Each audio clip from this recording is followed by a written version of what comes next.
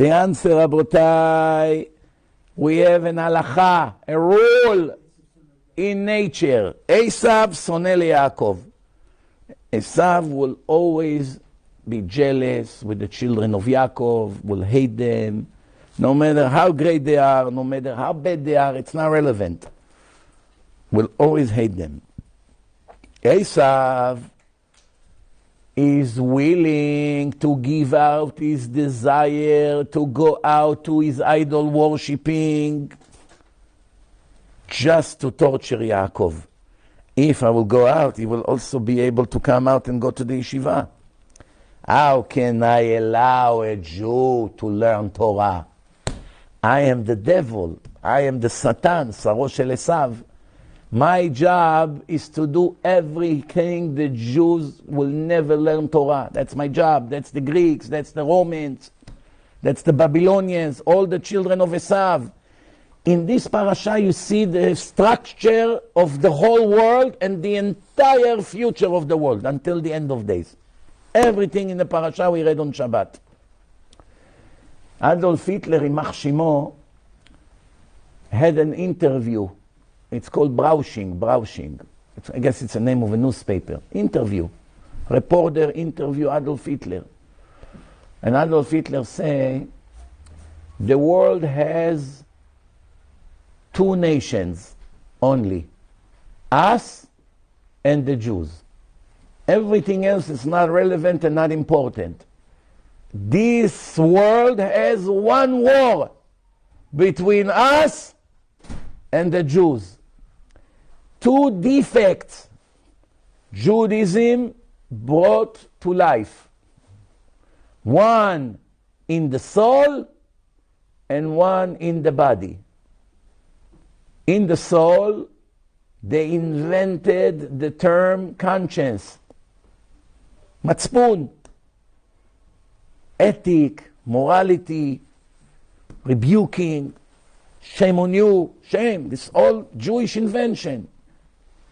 And in the body, circumcision. He calls it a defect that the Jews circumcise the babies. Meaning you were 100% perfect. Now the Jews make a defect in the body of the baby by cutting a little piece from it. So now you're only 97% perfect. You lost 3% of your perfectness. Who adopted his opinion, by the way? The Israeli army. A soldier that is perfectly healthy gets a profile, a mark. What's the highest profile in the army? 97. There's no 100. Why?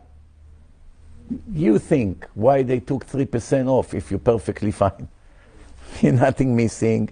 You're fully fine, you know. You're not sick. You don't miss any organ. Why would they mark you as 97? They accepted his opinion. Brit Milah. Today we have to ask, what about all the Russian goyims and Ukrainians that came to Israel and now they are in the army? They're not circumcised, many of them. Maybe they should get a profile 100, but they didn't want to make the Jews jealous. Nikolai has 100 and I'm Yosef have 97. And I was born in, he came from Ukraine. It's not fair. Why is 100 and I'm 97? You already had a surgery when you were a baby. He didn't have. It looks like a joke. So Rabotai, Hitler say, Ymach Shimo, the war is only between us and the Jews. He didn't even know what he's saying. It's Mamash Hashem answering the interview. The world has two powers, the good and the bad. All the bad came from this Esav. The Romans, the Babylonians, the Greeks, the Amalek, the Nazis. Haman Agagi. Haman came from the king of Amalek, Agag. Haman wants to murder all the Jews. There's a Holocaust plan already 2,400 years ago. That's why we celebrate Purim. So all the monsters came out of this Esav, include those Palestinian Hamas. They also mix with Amalek.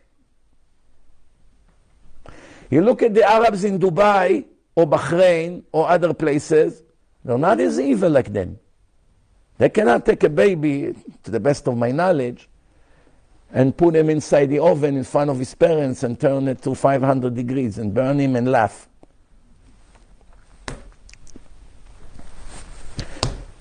I know kids that went to Dubai, they were very polite and kind to them. So them with Yamaka, Bachurei Shiva, Tzitziot. Most Arabs were nice. They even took pictures with them. They show me some of the pictures. You cannot be in Gaza. If you walk there in less than a minute, they slaughter you. Less than a minute. You won't be able to walk one step in the street. Anyone will see you will slaughter you. Anyone. Women will throw rocks at your head. Children they curse you and throw things at you. You go to other Arab countries, you know, the Emirates, well, some may hate you, but not more than the French and the British. Why? Because they're not mixed with Amalek. But those, you never saw in your life such cruelty, even not by the Nazis. Someone asked me, I don't understand. The Nazis did exactly the same thing. They also burned Jews. They also raped women. They also killed babies. Exactly what they did. They also shot people in the head. Everything they did, the Nazis did. Why you always like to say that the Palestinians are worse than the Nazis? Why? And I explained, and everyone accepted what I say. Everyone. Now, one person ever argue after that. That means it's very convincing. I say it's very simple common sense. If you take a Nazi that wants to kill all Jews, and you tell them you press a button, 100,000 Jews will die in a second, but you have to lose your arm. You will have only one hand from now on, one arm. No way. They will never agree. Even a finger. Tell, hey, Adolf, you lose one finger. You have 9 fingers instead of 10. But 100,000 Jews will fall and die right away. But I miss a finger all my life? I don't agree. But you hate them so much. Of course I hate them. I want them all dead. But I love myself more. I don't want to lose a finger. You come to any one of a Hamas, 40,000 Hamas terrorists, with no exception to the rule. Every one of them would say, to lose a finger? To lose an arm? You're out of your mind? I'm going to die with my 10 sons to kill one Jew, not 100,000. Give me one Jew that we can slaughter him. I volunteer to die with my 9, 10 sons.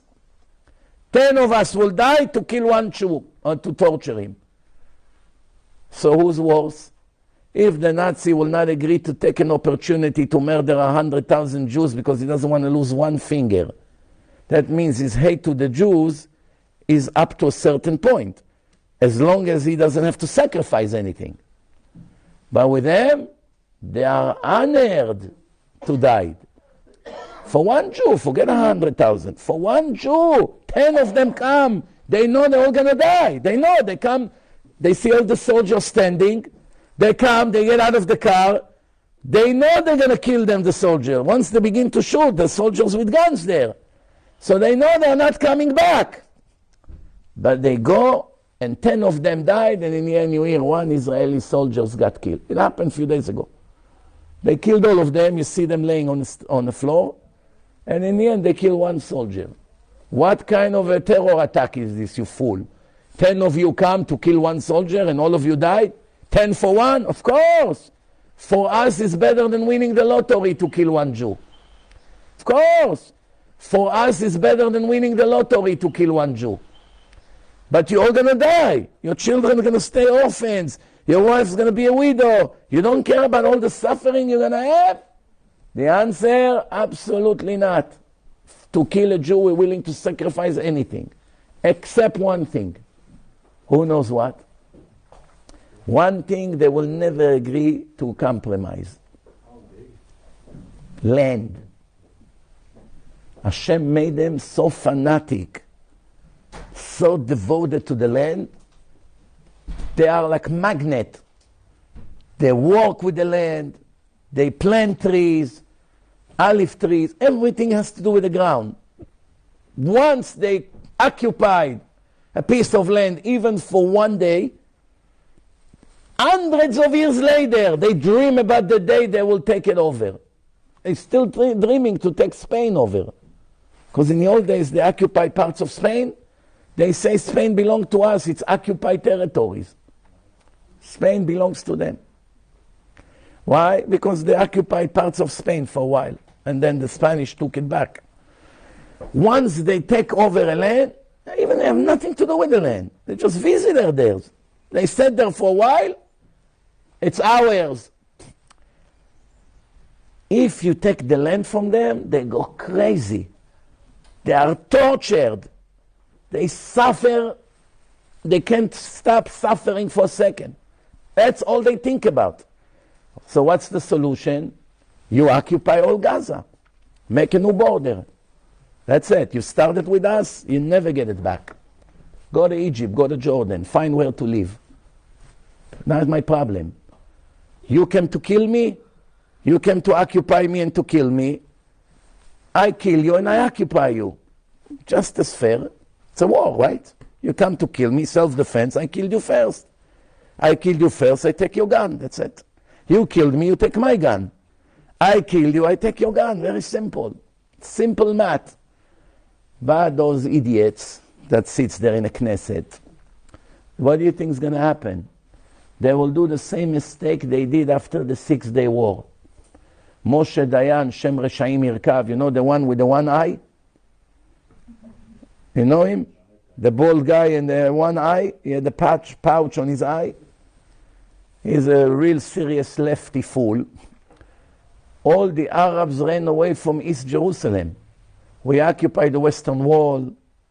Everything was in our hands. They all ran away. They were sure that we're going to kill them all.